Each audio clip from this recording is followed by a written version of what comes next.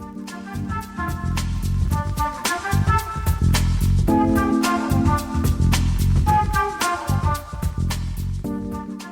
afternoon, John. Hey, Marty. Marty Keller here, Sacramento. John Donovan in Oceanside, California. So I Rocking it. I got something I want to work on. See what you think. Okay. So last night around 4 o'clock, I finished my book, Oh, and this is a work of love and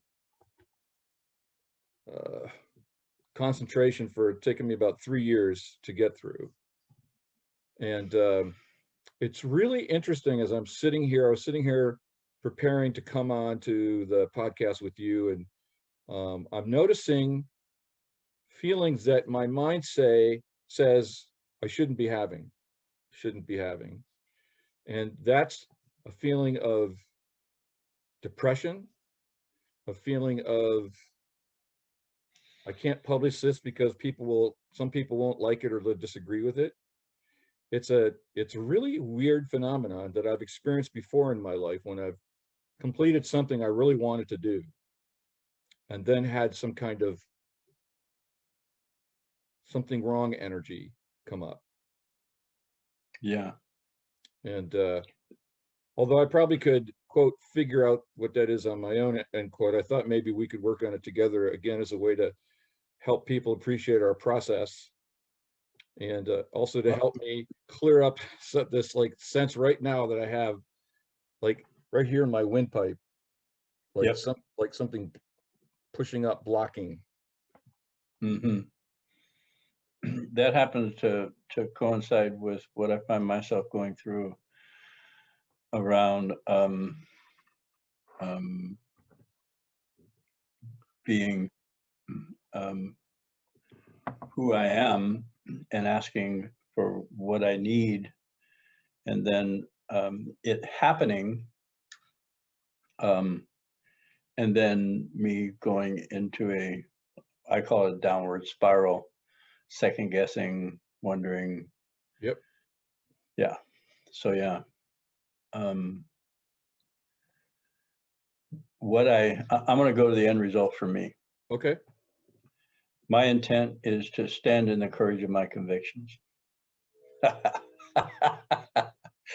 Okay, the process to get to that was owning the body sensations that came along with self-doubt, self-criticism, not wanting to rock the boat, not wanting attention, wanting everybody to like me. And I'll be the good facilitator, because it's around something I said in a group. So yeah, it sounds like we were separated twins of the same dysfunctional family. yeah. I mean, I utterly relate with that. I was thinking as you were sharing about, someone once said to me fairly recently, Marty, you do terrible at tooting your own horn.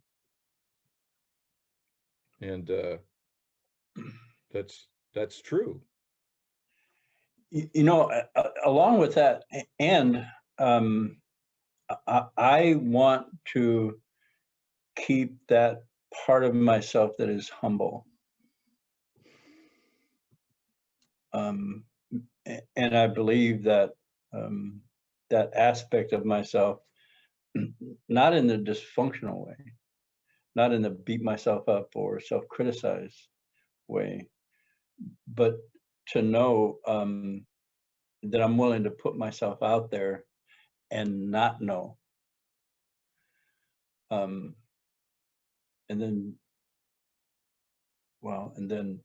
what this has given me is to stand in the courage of my convictions, which I'm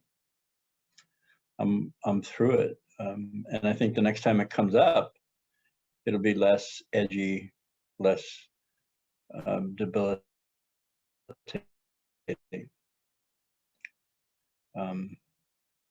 So if you want to like what I did was just sit in the feeling. I get feelings in my arms, like a tingling, and then it kind of coalesces in my chest area, and it's like a pressure.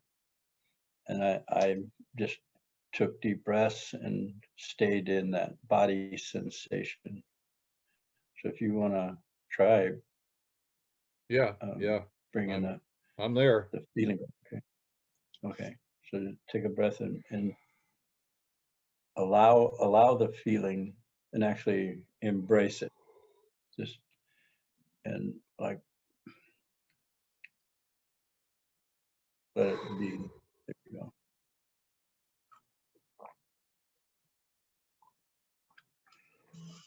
Just like move to the pain. Yeah. Yeah. I can feel myself not wanting to do this. Yes. Yeah. I feel resistance. Yeah.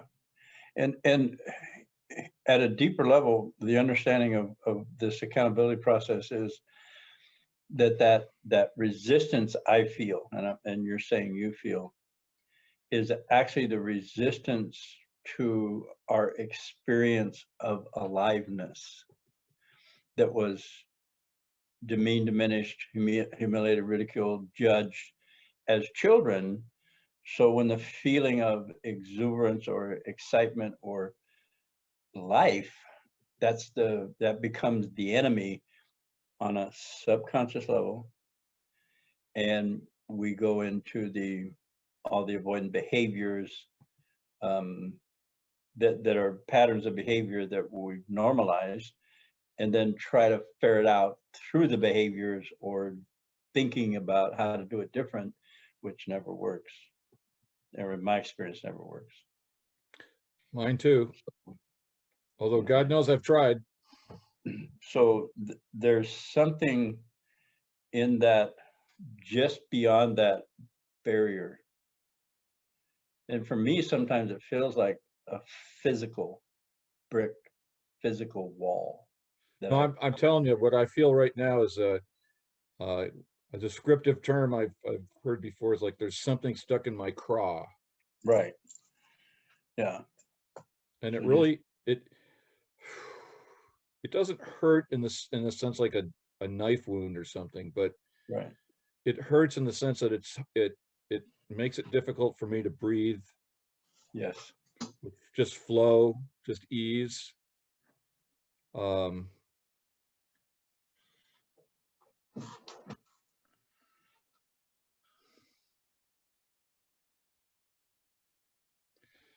It makes me,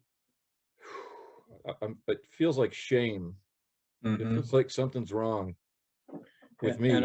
I would suggest, Marty, you just feel it, and then I don't want to. Yeah, yeah, you're right. Okay. Okay. So Yeah, just be with or it. maybe I can deflect it away by naming it. Yeah.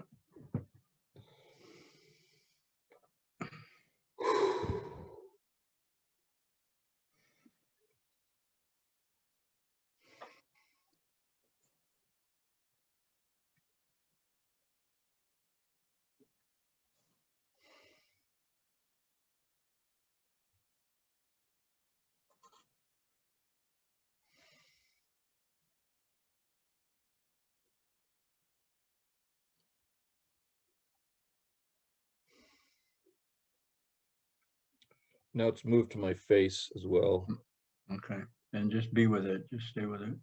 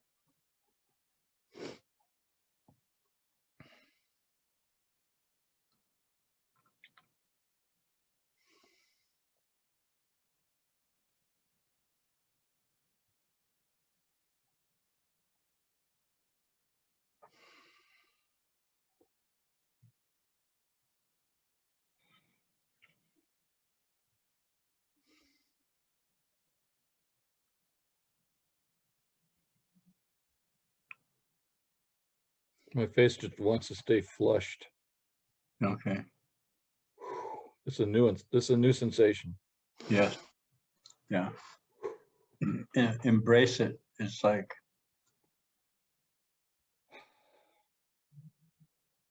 you would an infant or a toddler or a small child.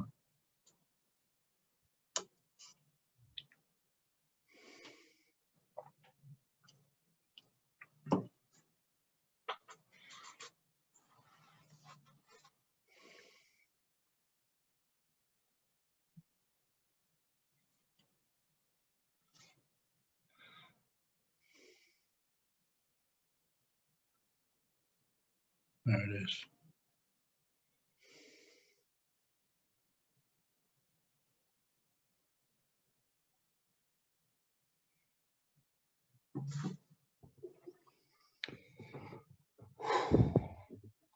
Wow.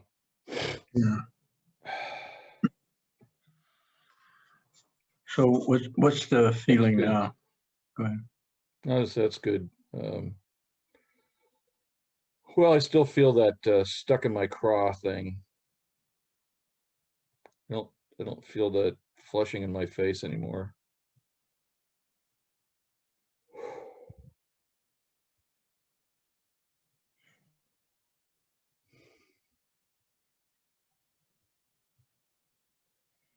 I'm really struggling to stay present because the commentary wants to really kick in here.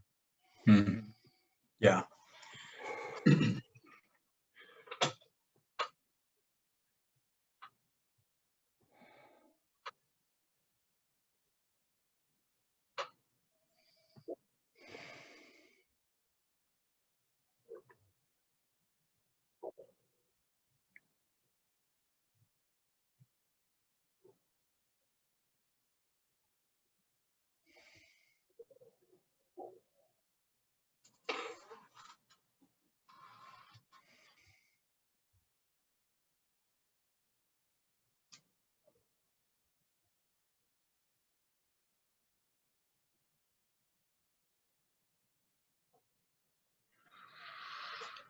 Nice deep breaths.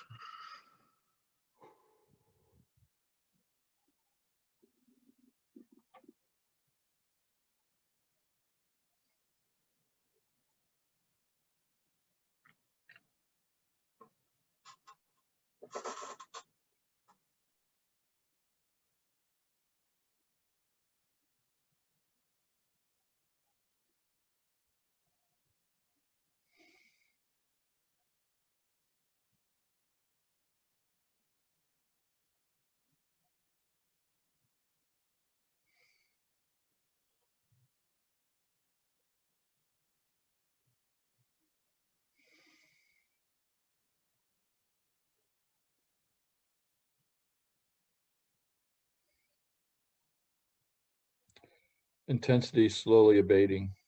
Mm-hmm.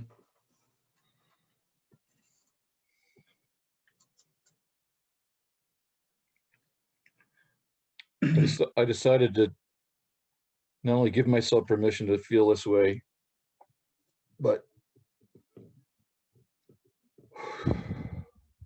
to say, it's like just to melt into the moment. Yeah. And I got this glimpse of something else. Yeah. And that being the moment, it will not be subjected to being made into words, but some other flash of insight occurred.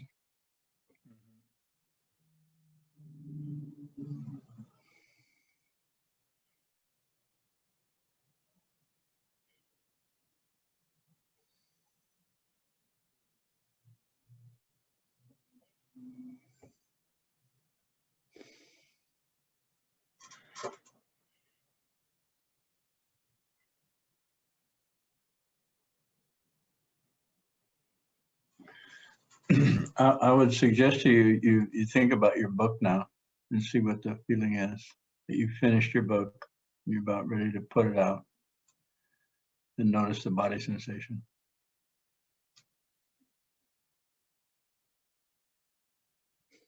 Wow, that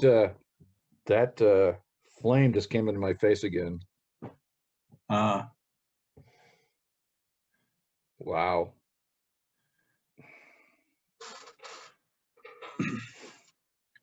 What I equate that with for me is when somebody had their eyes on me, I was in trouble. When I got attention, I was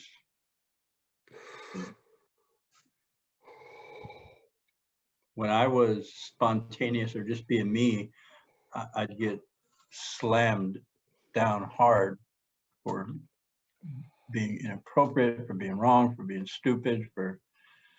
But that's what it feels like without trying to explain it. Yep. And my feelings and my expression as a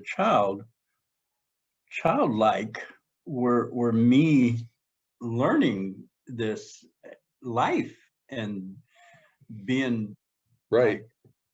like, exploratory, adventurous, Curious.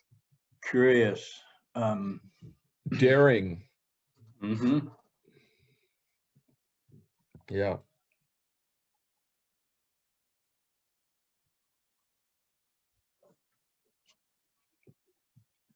Yeah, somehow I got that message early on. I remember feeling this way in kindergarten.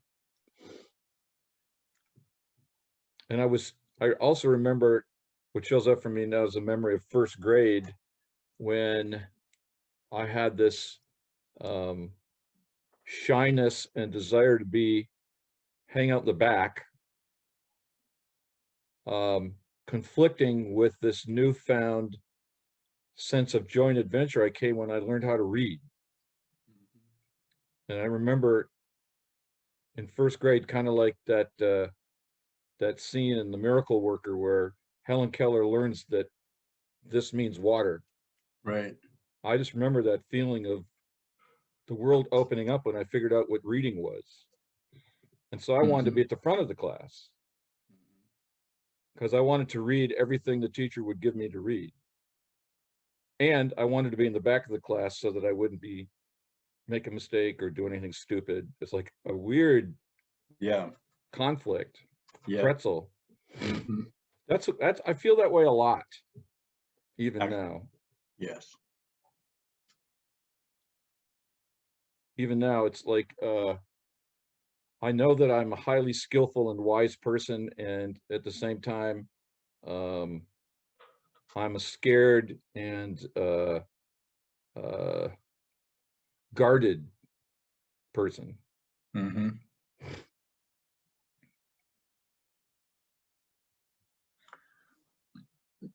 That would be a good description of myself, actually.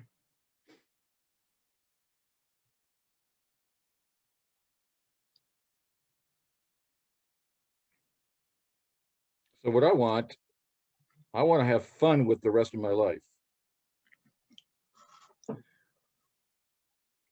And I want to have the joy. So you said something about standing in the strength of courage of my conviction. Yeah, and I want the joy of expressing everything that I know and sharing it. Yep. And yeah, it's like, this is hot shit. Yeah. This is hot shit. Yeah. I would like a signed copy, actually. Well, actually, I actually would like to send it to you as it is, and because it's a lot about you. Yeah. Yeah, send it. I mean. So for those of you who are watching this, this book is called Creating Our World, and it's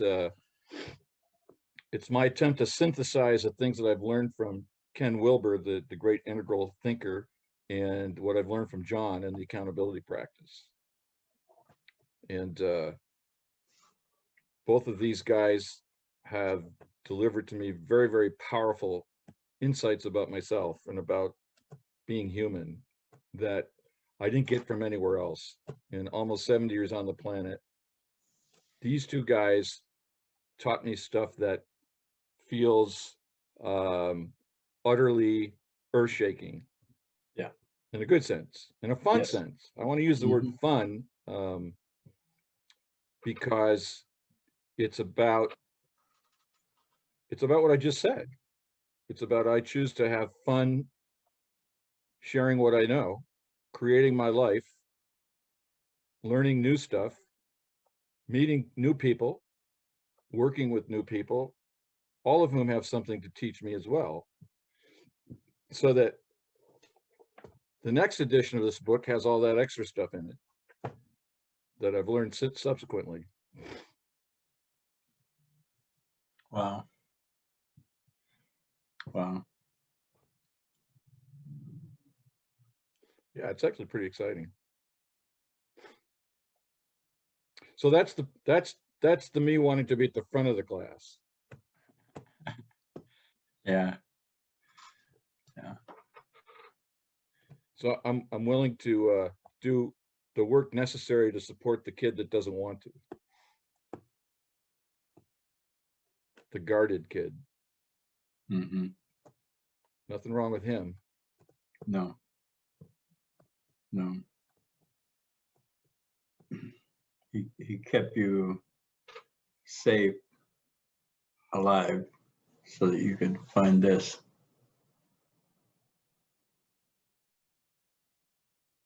You know, it's that we talked a little bit about this. I don't know if it was last week or several weeks ago, and then it came up in several of our meetings this week about the alchemy of turning character defects into assets. Mm-hmm. And that's what this is about. Yeah. So the guardedness is the asset of guardedness is just the normal take care not to waste time where it's not needed, not to invest in relationships that aren't useful or effective or complementary. Mm-hmm. I just got it. It's an ingredient of discernment. And it's an ingredient of discernment. Yeah. So Don Miguel Ruiz wrote the fifth agreement, which is always be skeptical. Right. Yeah. And coming from where I came from, I can be skeptical. I can be like hyper vigilant and Right. like cut holes and everything. Well, we can turn skepticism into cynicism. Yes. And cynicism is really a version of self-deprecation. Yes. Just projected outward. Yeah. It's like nothing can ever get better. Right. Everything's fucked up. As opposed to skepticism, which is everything fucked up? Yeah. It appears to be, but is it? Mm-hmm. Yeah. Cool. Very good. Skepticism is related to Buddhist non-attachment. It is. That's interesting. Wouldn't you say? So in order to be non-attached, I have to be skeptical about attachment. I have to be willing to check everything. Oh, the way I put that is there's a lot I don't know going on behind the scenes, around the scenes. And I can only see what I see. And yeah, to hold off reserve judgment until I have more information. Right. One of the points I make in the beginning of the book is that this is all a hypothesis. And a hypothesis is just a proposition the truth of which we are continuously testing. Mm-hmm. And it may be wrong.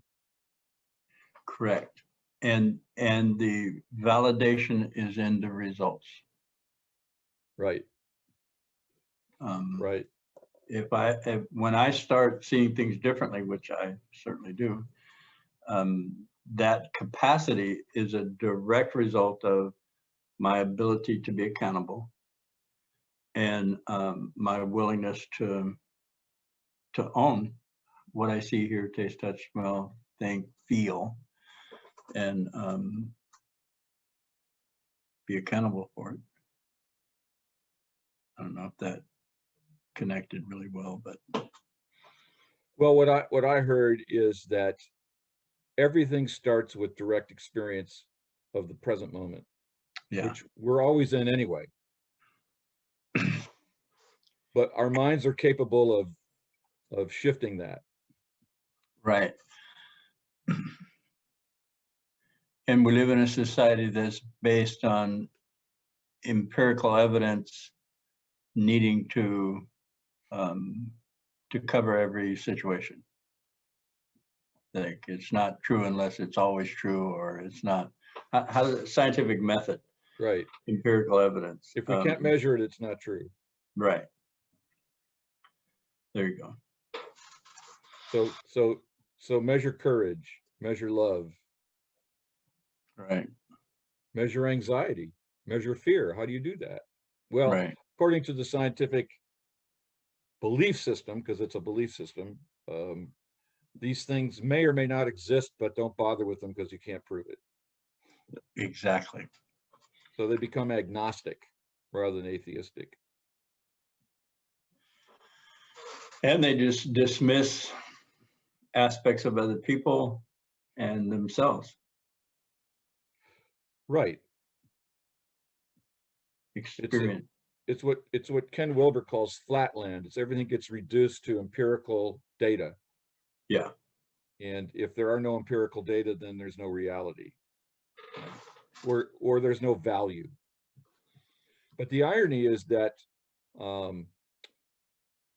empiricism leads to what's called reductionism, which is we have to reduce everything to its lowest possible element. And so if you want to understand thinking, then you should dissect neurons in the brain. And Right. we keep going deeper and deeper into those neurons until we find where thinking is. Right. And that process it's not there. It's not there. And so that it becomes a process of frustration, which can lead to cynicism, which we talked about a minute ago. Mm-hmm. Which is why it's always so much fun to read the mystical writings of the first generation of the quantum physicists, Einstein and Wolfgang Pauli and Werner Heisenberg, and all these guys basically said, hey, what we're discovering shows us there's only one thing going on in the universe. Yeah. And it's not reducible to a single metric. Right. And that's the beauty and brilliance, and I don't know if I need another adjective, beauty and brilliance of what's happening around us. Well, it's the brilliance and beauty of the creative process that accountability is a key to helping people discover for themselves. That's Yes. that's why I wanted to marry you and Ken, because your method demonstrates to people the practical way to understand what Wilber's talking about in a grand macro integral kind of way. Mm-hmm. That it's not, I mean, yes, it is a grand universal cosmic with a capital C, or even in the way that Wilber uses it, capital K, to indicate the seen and unseen cosmos. But it's also the experience that we're having right now. Yeah. It's not other than the experience we're having right now. The universe is the experience we're having right now.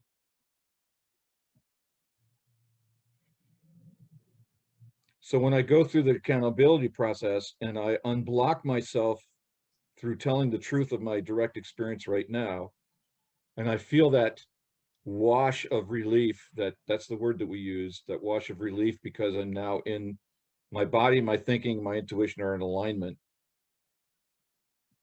Then in that moment, I'm open to the field of all possibility, which is the universe. I am the field of all possibility. But actually, I'm always the field of all possibility. But I don't experience that. Right.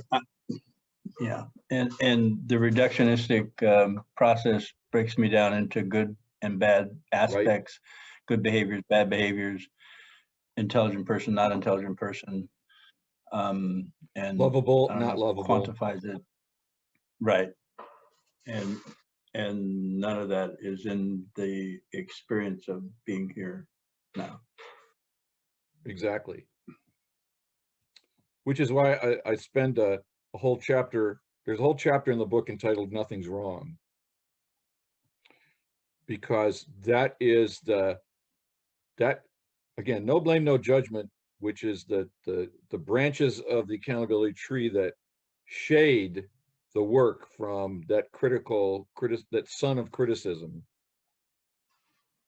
It allows that work of going into the emotional truth to take place without being deflected by blame or judgment, so that I can come to this truth.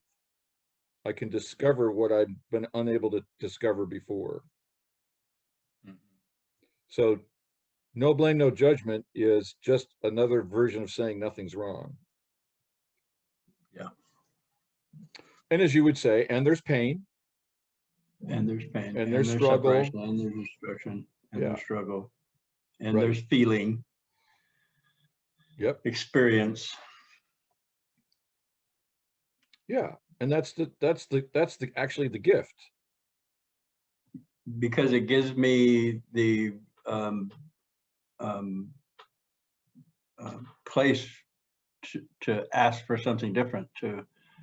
It tells me exactly where I'm at. It orients me to my current situation and puts me in a proactive place. It puts me in my power, in my capacity to take in information, and then utilize resources for my well-being and the well-being of the people around me. If I'm in judgment, then that guy's an asshole, he needs to go. This guy is a good guy, like, and everybody's like got a place in the hierarchy or the role. Well, and not only does everyone have a place in the hierarchy, but the hierarchy is rigid and never changes. Mm-hmm. Because if it changes, then we're out of control and we're back in fear and family of origin chaos. Right.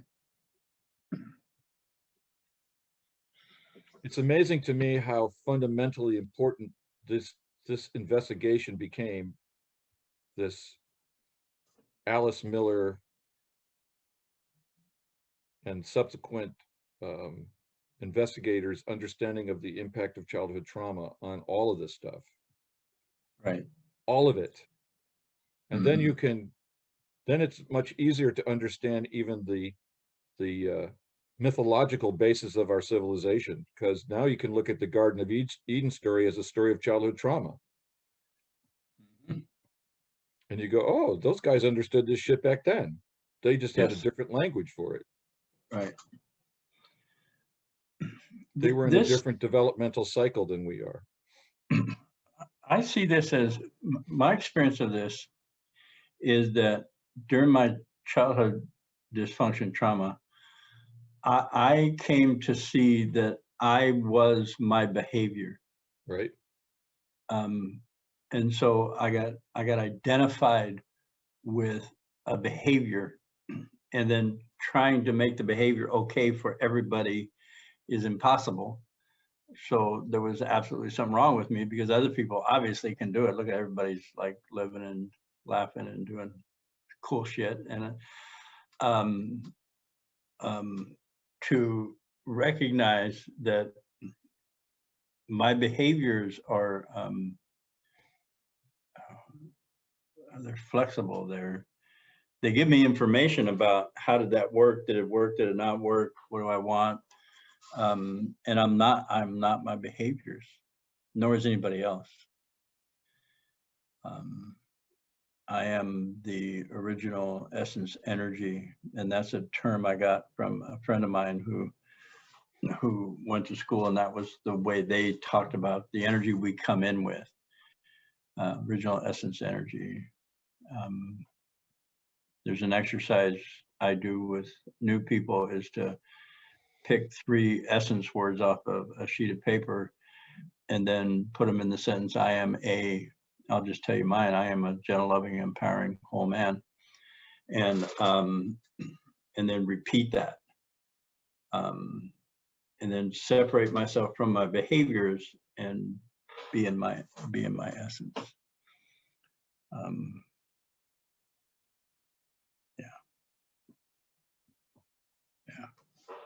Last time I did that exercise, probably 6 months or so ago, I did my best to come to that list of words with beginner's mind. And I decided that I would go for the words that least jumped out of the page. And one of those words, actually apropos of the work we did at the top of the podcast, was radiant. I'm a radiant, courageous, kind man. Have you got access to that sheet of paper? If you don't, make me a host and I'll pull it up. I don't know where it is, so I'm gonna hand it off to you, buddy. Okay. I gotta do it through here. There we go.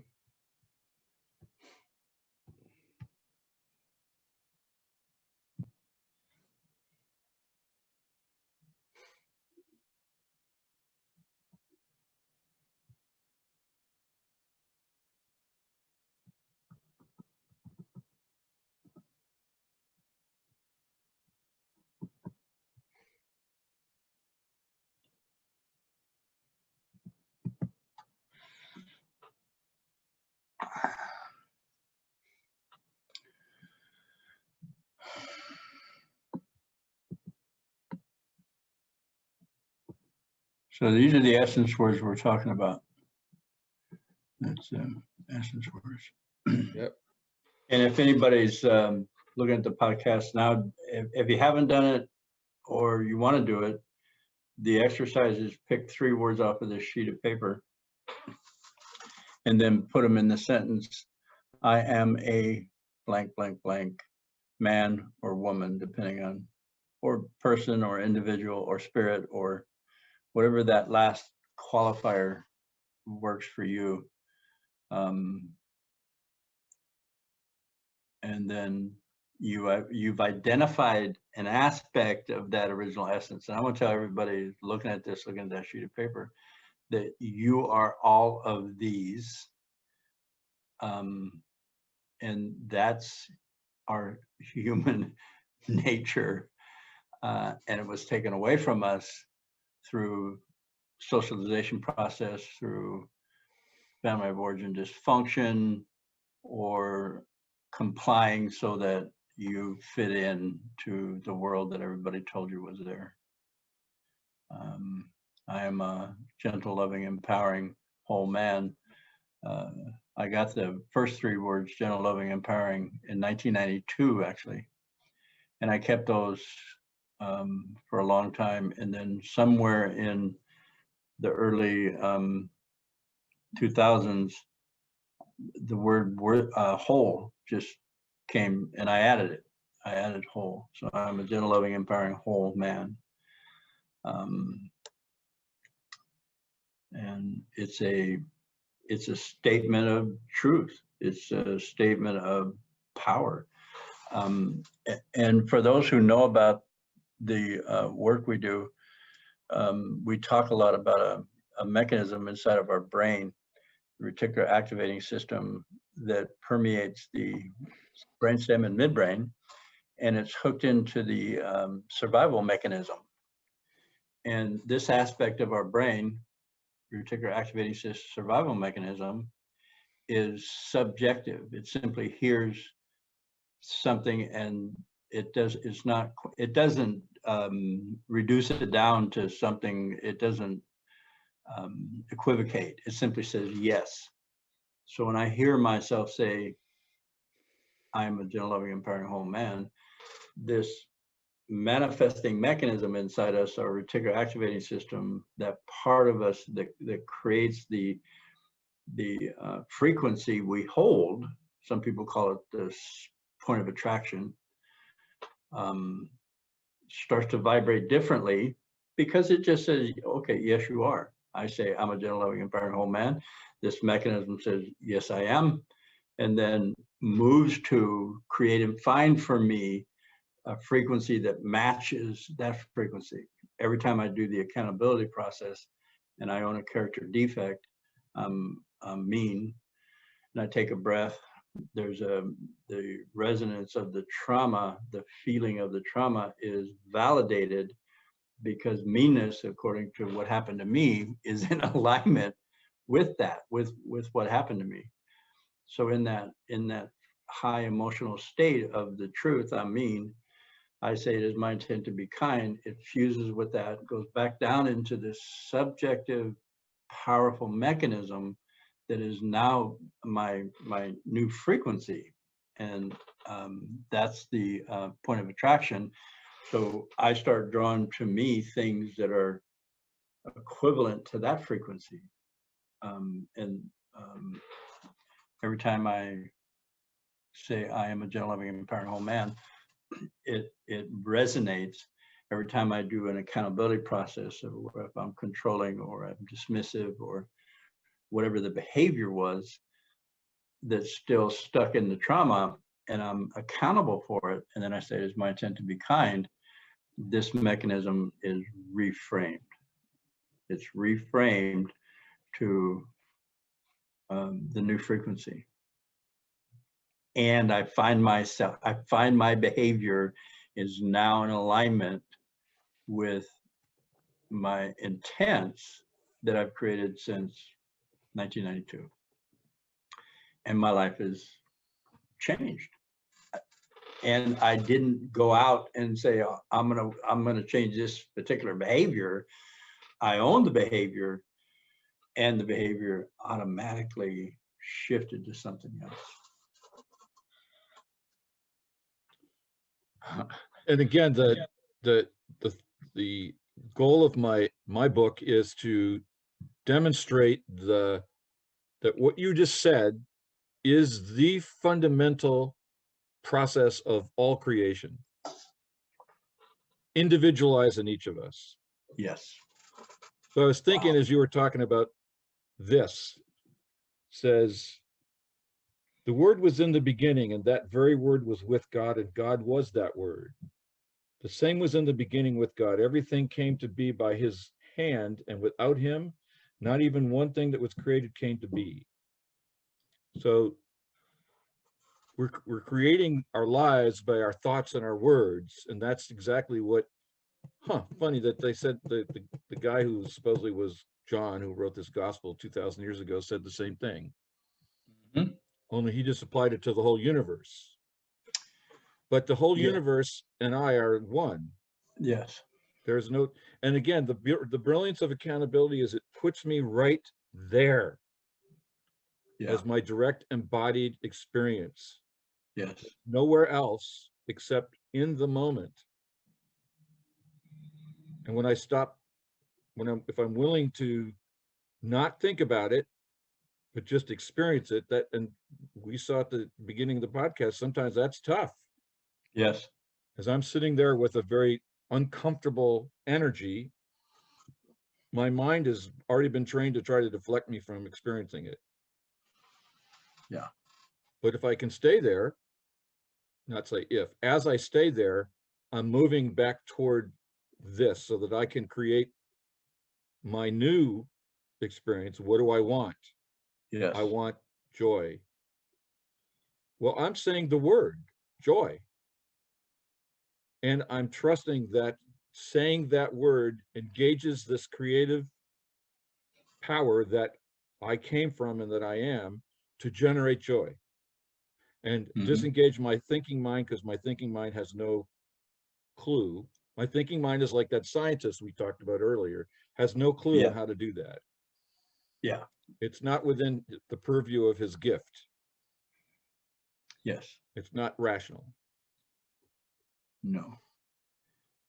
And the mind is actually a servant to the heart. Exactly.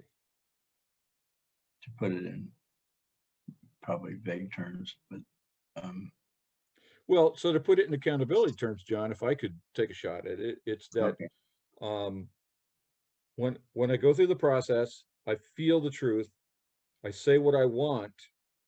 Now, as you say, this new directive has gone into my subconscious, changing my reticular activating system, but it's also changing the information going to my thinking mind. Yes. So that Yeah. my thinking mind now becomes more likely to be a servant of this new consciousness. As it was a servant to the I'm a worthy shit. Exactly. Yes. And so this is how I notice it in practical truth, which is when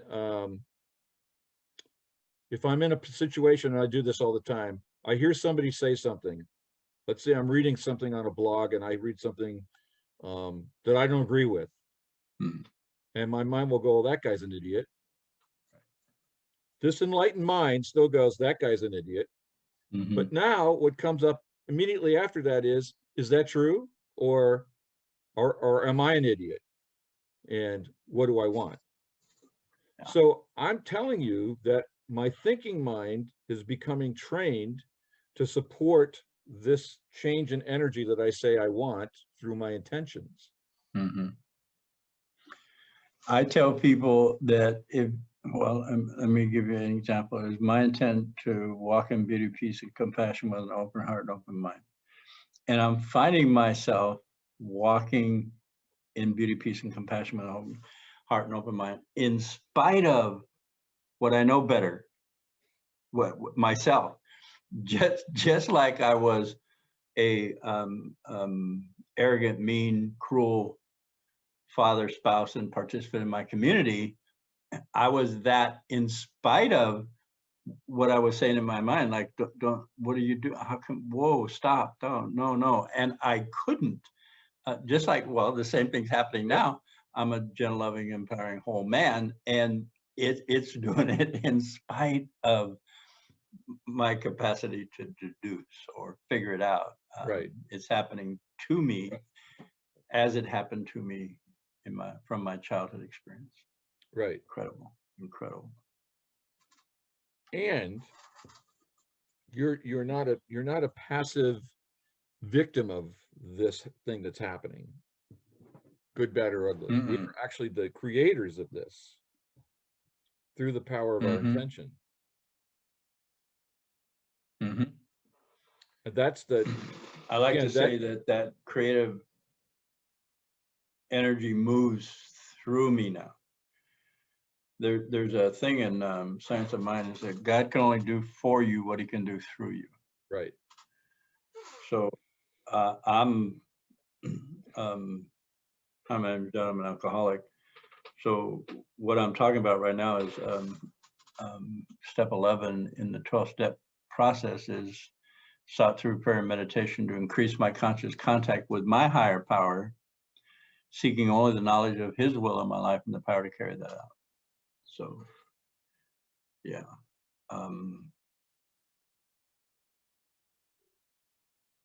Okay. Yeah. And so what's the 12th step? I don't know why I said that. What are the 12 steps? 12 steps of. Isn't it having had spiritual way? Yeah. Right. Spiritual awakening. So here's the thing. Mm-hmm. So that spiritual awakening, and nobody has to buy the way I'm going to formulate this, but the spiritual awakening is, no, I have become identified with the creator. Yes. I'm no longer created by subconscious forces. I am creating with this higher power, not separate from, not other than, but a channel of, or a version of, or a fractal of that source that I came into this world as before all this other stuff happened. That's on that list of adjectives. Yeah. So nobody goes to an enlightened person, what they consider an enlightened spiritual person, and finds out how to cheat better. Because it's not in them. You know, if you want to learn how to, there's a book, I don't know, 25 ways to get over people. so the spiritual thing is about inclusiveness. It's about openness. It's about seeing everybody's beauty instead of greed. And it's exactly backward from what I was told being raised Catholic, that I'm a weak flesh, greedy You're a sinner. thing that has to be beaten into submission so that I could be a good person. So anyway, I'm getting in my pet peeve here. Well, it's always nice and when you get into the pulpit there, Brother John. Yeah, it's like, no, I'm not that. Well, yeah, think about that. Think about it though, because the traditional religious, particularly in the Christian sense of the Christian insight, was they called it the good news. And that's what an evangelist is. An evangelist is a spreader of the good news. So when you learn something that makes a difference, it's automatic that we don't want to keep it to ourselves, that we want to share the good news. I mean, this podcast is an evangelicalization of intentional living. Yes. It's just, hey, here's something that works for me, and I like to share how it works for me. And if you're interested in it, I'll be happy to tell you about it. Yeah. And you can see if it works for you. That's the good news. And then I find, and I know that you would agree, is that it's a lot more fun to do this with other people than by myself.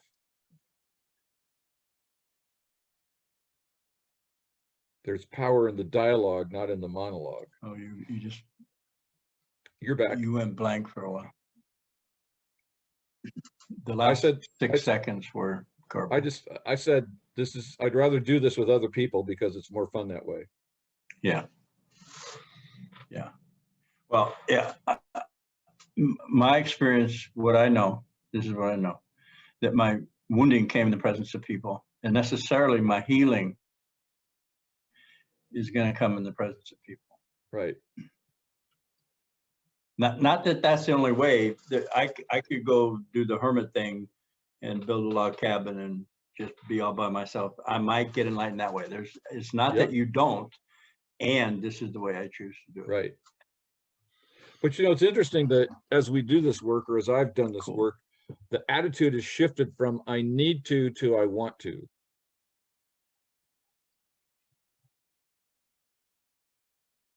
Did you catch that? Yeah. No, the attitude is shifted from I need to I want to. Yes. So initially, in any kind of recovery process, most of us are just desperate for relief. And we have some kind of intuition that it's better done in this group setting, or maybe that's all we can get. But after we do this for a while, we find out there's great joy in it.